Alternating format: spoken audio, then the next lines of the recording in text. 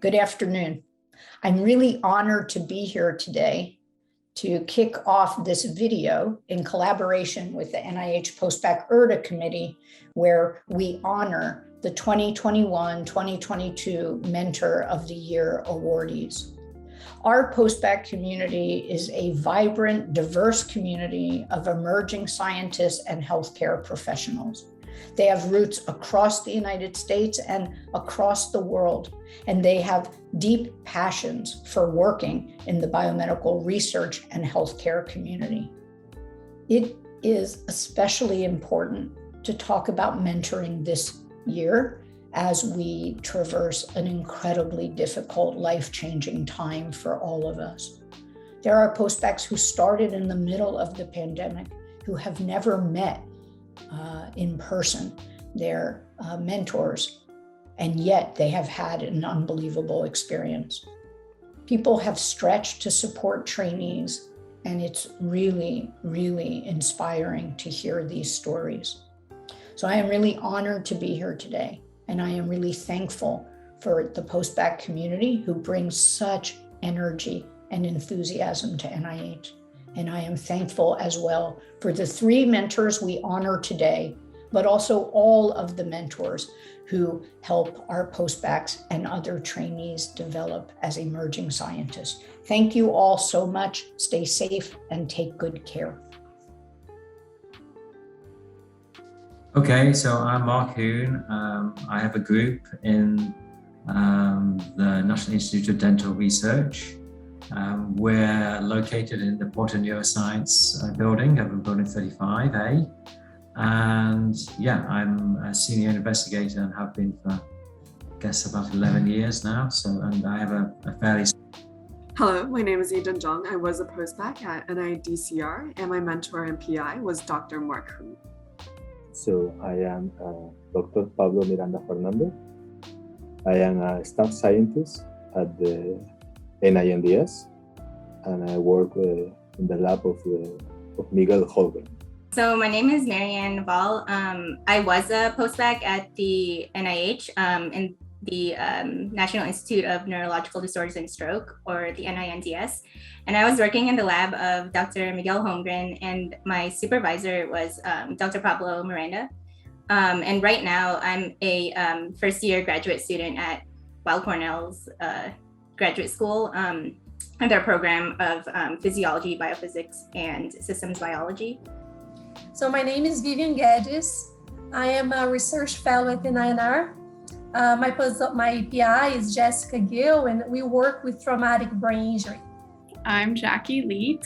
My mentor, so my primary mentor was Dr. Jessica Gill, but then the research fellow who was also my mentor was Dr. Vivian Guedes, and I worked at NINR, the National Institute of Nursing Research. Yeah, when I got to a position where I was the more senior person as a postdoc even, and then later as I progressed and was promoted, I felt that I should try to address that by trying to explain to people what they learned was important and how it did fit. Why the years that they spent as undergraduate actually meant something, and yes, what they learned and had to learn for tests was really relevant and important to understanding. And so my mentoring philosophy or mentoring is be helpful for the student to solve any doubt that can happen. So I think there is something very beautiful about watching someone's growth, and frequently the postbac gets here, they're insecure, they don't know how good they are, they don't know they already have a lot of skills, right? And it is beautiful to watch them to find their voice, to find their path, right? And to figure out what they want to do in life, and I don't know, at earlier stages of my career, I didn't have much guidance. I was not lucky to have like a lot of mentorship. So also is a thing that I want to give to them what I didn't have, that just to help them out, I think it makes a lot of difference, especially this early in the career. The quality that I enjoyed the most would probably have to be his dedication to teaching me how to think critically and independently. So from day one, he would tell me about his research philosophy so that I could better understand how to pick and then also design a project. And now on a regular basis, Dr. Hoon would make sure I understood every part of my project and is always very helpful in giving me new ideas or hearing my ideas and giving me feedback. And so we have weekly meetings where we meet one-on-one to discuss my project, and he's always available 24/7 by email or sometimes at the lab throughout the day. And we also have like individual journal clubs where one-on-one or with the other postbac will critically read and analyze a paper together so that I truly understand what I'm doing and why, and also the future direction of my project and the lab as well. At the top would probably be just, he has a wonderful combination of intellectual vigor and this great sense of humor. So I think as a postbac, I think it's pretty common, I think, for us as young scientists to get kind of surprised at how many things don't really work out the way we planned them to. So I experienced my share of that, but I think when I speak to Pablo, he was really great at putting those things into perspective and bringing up examples from his own career about things that had not worked out quite as planned.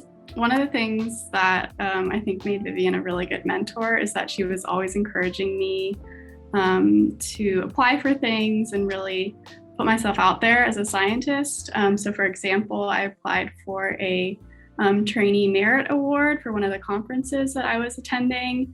And I really, without her encouragement, there's no way I would have applied. I didn't even think I was qualified. But she was like, oh, you should definitely apply for this. And she helped me with the application and everything. And I ended up winning the award, which included some money for travel and things like that. So I was really happy about that. And so that's just kind of one concrete example of how Vivian's mentorship was really wonderful. So the first thing that I try to sort of find out from new people in the group is really what is it that they're really, what are their goals? Some people come in and they have very set ideas, and I go, I've got a set of ideas that I think can perhaps help them get to that level. And then there's other people that I've had come through that have really come into the lab. Initially they've sort of said, I want to go to medical school, but then things have when I question them a bit more, they've gone, well, I'm not really sure. Then maybe I'm doing this because my parents or peers or whatever. This is your life. you should be deciding these things and want to do. But I with those people, then it's a different set of things that I would try to talk to them about and make them just think a little bit about their choices, not necessarily trying to push them in one direction or another. But for the labs at NIH, is all the people that come here are extremely bright, very intelligent. They're able to very often they could easily go into many careers. So it's not a matter of trying to help them to get to some higher level or to attain something that they can't achieve. It's actually stopping them and saying, look, now's a chance for you to make choices. And you really do have a lot of options. But you shouldn't also be taking, the options shouldn't be sort of a hindrance that will stop you from going forward. They are opportunities, but you can make decisions and choose something that you're going to enjoy. Because and very often after this, you're in a set path. So if you decide to become a scientist, yes, there are jumping off points that you can go to different careers, but you basically exclude yourself from some options by making that choice.